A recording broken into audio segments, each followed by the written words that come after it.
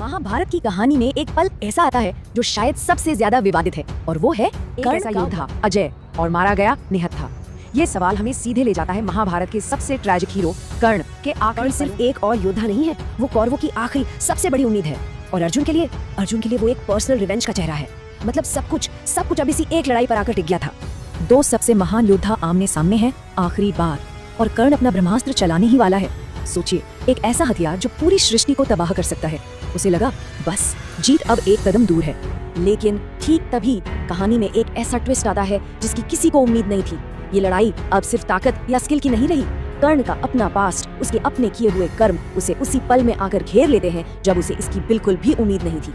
ये दो श्राप मिलकर कर्ण को एकदम बेबस कर देते हैं, हेल्पलेस। एक श्राप मिला धरती माँ से, जिन्हें उसने अनजाने में दुख दिया था, और दूसरा वो मिला खुद उसके गुरु परशुराम से, जिनसे उसने झूठ बोलकर ज्ञान हासिल किया था। मतलब उसके अतीत के कर्म एक साथ आए और उसके पतन का कारण कर्ण है जो उसी धर्म की दुहाई दे रहा है जिसे उसने खुद कई बार तोड़ा था, और दूसरी तरफ है कृष्ण जो अर्जुन को याद दिला रहे हैं। वो याद दिला रहे हैं अभिमन्यु की हत्या की, द्रौपदी के अपमान की, वो सारे मौके जब कर्ण अधर्म के साथ खड़ा था। कृष्ण का तर्क बहुत सीधा और सच था।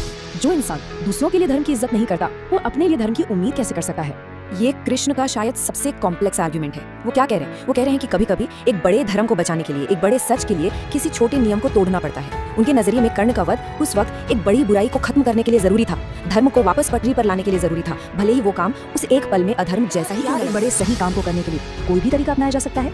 क्या एंड्स मीन्स को जस्टिफाई करते हैं? महाभारत इसका कोई एक जवाब नहीं देता। ये हमें सोचने पर मजबूर करता है, न्याय के बारे में, कर्तव्य के बारे में, और जिसे हम ग्रेटर गुड कहते हैं उसकी कॉम्प्लेक्सिटी के बारे में। और शायद यही वजह है कि कर्ण की कहानी आज भी इतने सालों बाद भी इतनी रेलेवेंट और इतनी पावरफुल है।